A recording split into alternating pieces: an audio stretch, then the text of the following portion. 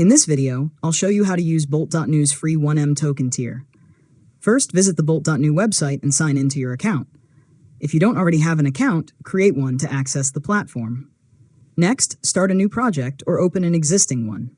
If your account includes access to the free 1 million token tier, you'll be able to use those tokens when interacting with the AI to generate code, edit files, and build your application.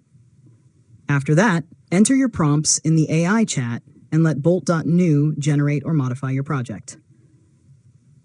As you continue using the platform, keep an eye on your remaining token balance if usage information is available in your account. Now, use your free tokens efficiently by writing clear, detailed prompts. This can help reduce unnecessary generations and make the most of your available token allowance.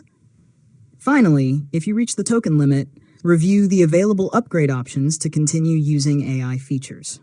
Otherwise, continue building your project while your free token balance is available. And that's it. You've successfully learned how to use Bolt.New'S free 1M token tier. If you found this tutorial helpful, make sure to subscribe to Learn Mode Lab for more tutorials.